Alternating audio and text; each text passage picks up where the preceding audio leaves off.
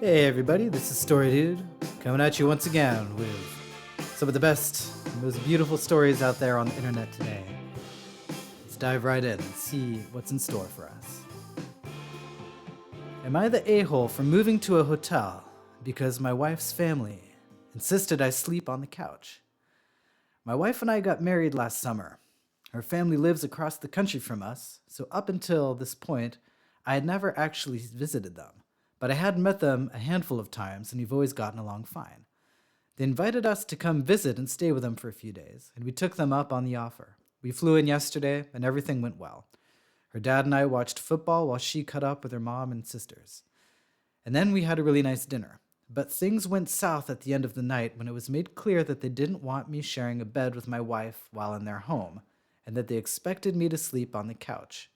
I honestly thought they were joking at first, but they insisted we sleep separately.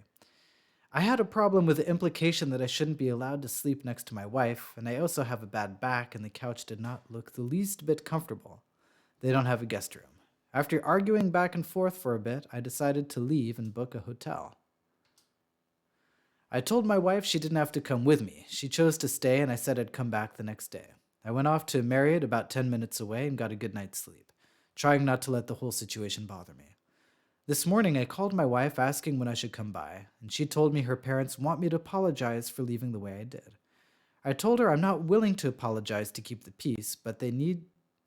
I told her that I am willing to apologize to keep the peace, but they need to acknowledge that it wasn't appropriate to insist I can't share a bed with my own wife. She said she'd talk to them and call me back. About 10 minutes later, I hear back from her, and she tells me that not only will they not apologize for it, they are now insisting I need to come back and stay on the couch for the rest of our visit, and if I don't agree to this, I'm not welcome back in the house. I'm pretty livid at this point. I told her that there's absolutely no chance that I will do that, and I am no longer willing to offer any sort of apology. My wife's sisters are now bothering me, saying this is just the way their parents are, that my wife is very upset, and that I need to give in and stay on the couch for the rest of the trip before this turns into some sort of family feud. From my perspective, I don't care what they think, and I'm willing to treat the rest of the trip as a solo vacation, go sightseeing, and meet my wife back at the airport at the end of the week. Am I the a-hole? This is an amazing story, and as implausible as it might seem to some of you, I don't know. This actually reminds me a lot of my own family. My own parents tend to do this to people, and I have no idea how people should react. My brother-in-law is reacting like the OP. My brother-in-law is like, "Screw you guys, you are insane. I'm never apologizing for anything." Now, it's been several years where my brother-in-law and my parents don't talk. It's super awkward. It's like worse for like the grandkids who love my parents and want to hang out all the time. It's really bad. So part of me thinks maybe my brother-in-law and by extension the OP should just swallow their pride and apologize and make everything right. But on the other hand, when people are being completely ridiculous, like the OP's wife's parents or, my parents, you shouldn't reward or enable that kind of behavior. And clearly making someone sleep on the couch when they're married, I know, the whole thing's ridiculous. I really don't have an answer. And maybe I will learn something in the comments. So actually, I'm going to shut up now. And maybe maybe y'all out there can shed some light on my own situation here. You're not the a-hole. Your in-laws are abhorrent hosts. It's their house, their rules, and their rules are stupid. Rather than fighting a pointless battle, you set a clear and valid boundary, and they chose to take offense to it. They want you to stay on their couch because it's a power play. You staying in a hotel takes that power away, and they can't handle it. In fact, the fact that your wife doesn't have your back on this is a giant red flag. Good luck.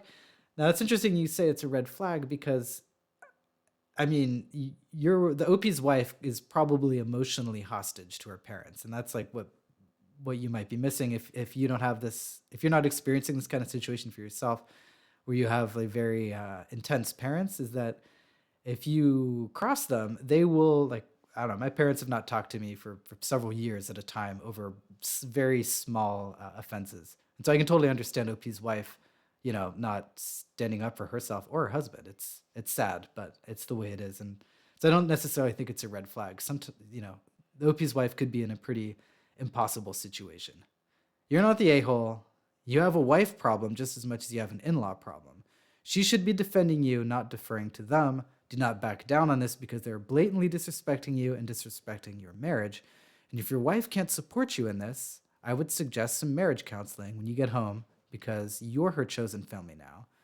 And she needs to act on it. Interesting that I think all the comments will be in the same way, but I guess people haven't been in the same situation where it doesn't feel good to be disowned by your parents. Just trust me on that one.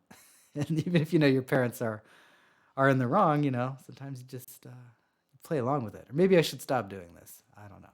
I said I wanted to learn through the comments, and I'm not doing that. I'm trying to argue for the way I've been doing things. So I'm going to try to talk less and listen more. That's my objective for the rest of this story.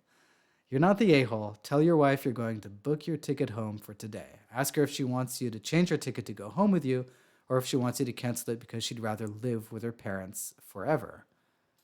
Okay. You are totally not the a-hole. You say they don't have a guest room, so where is your wife sleeping? What reasoning are they giving as to why they don't want you sleeping in the same room as your wife?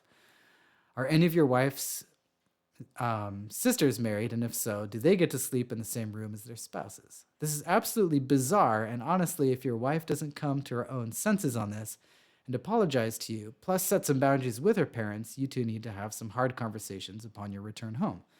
People don't get this weirdly controlling in one area, so I suspect that this is only the tip of the iceberg with what's to come if you don't get on the same page now. Oh, definitely.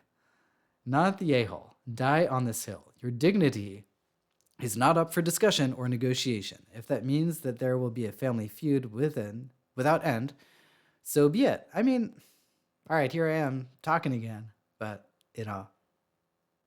5-10 years down the road where my family is, it's not a good place to be. And sometimes you wonder what could have been if people had just swallowed their pride and gone along with the weirdness. Because, goodness knows, I think everyone's weird. Some people are definitely weirder than others. And so it begs the question, how much should you adapt to your in-laws, to your own parents? It's a question that I honestly don't have the answer to. Am I the a-hole for not cleaning up after my nephew and making my pregnant sister do it? I am a 28-year-old woman and I live with my husband, a 32-year-old man, and we have no children. We finally bought our own home and moved in last month. My sister, Tess, has an 8-year-old, and they came over for the first time yesterday. My husband wasn't at home, so it was just us three there. Tess is currently 7 months pregnant with her second child. The issue started with my nephew asking me where the bathroom was, and I showed him. He was in the bathroom for about 2 minutes, and he came out and everything was fine until I went in there. I went in and he peed on the floor and toilet seat instead of the actual toilet, and there was a lot. I come out asking Tess to come in here, and I showed her. I asked her if she can clean it up, and she said she was way too tired to clean and asked me to do it. I told her that it's disgusting and she's capable of cleaning up after her son. She then told me if I was being serious and that she's pregnant and it's hard to clean up. I asked her what she does at her home and if she even cleans there, and she got pissed at me and reluctantly cleaned it up. Let's see, how many months? 7 months pregnant. Okay, that's pretty darn pregnant. Tess eventually left. She gave me a cold look before she left and hasn't spoken to me since besides the text, F off. Word got out to my mom, and I got a call from her telling me that she cannot believe that I'd make Tess do that and that I'll never understand pregnancy. She knows I'm child-free. And I don't understand how tiring it is to be pregnant. I feel like I'm going crazy here. My husband agrees with what I did, but my mom and sister are not so happy. Am I the a-hole? Oh, Lord, I don't know. I don't think you are. You don't have to clean up the pee of kids who are not yours. I guess that's the line I'm willing to draw in the sand.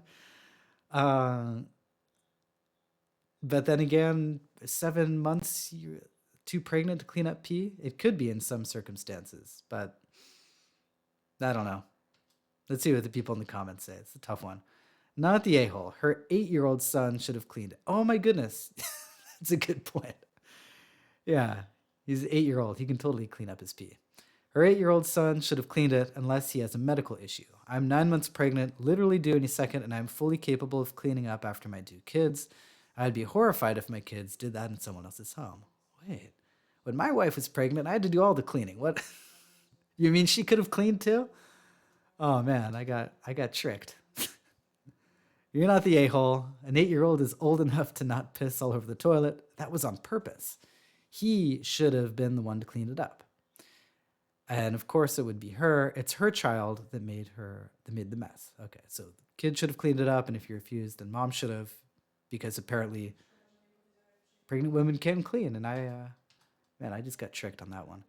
Info. Did it never occur to either of you that an 8-year-old boy is old enough to grab a Lysol wipe and clean up the mess he left on the toilet? Someone better start teaching this kid now, or he's going to be a real gem. I agree with the comment. However, I suspect that the person who made the comment has not cleaned up a lot of pee in their life, because a Lysol wipe is not going to do the trick. You need a sponge, and you need a bucket, and you need gloves, and you need some sort of cleaning solution, and at least, I don't want to say 20 minutes, but I think like 5 to 10 minutes to do a decent job. And yeah, it might be a bit much for an 8-year-old boy to do by themselves, but a good opportunity for the parent to teach the boy how to clean and profit.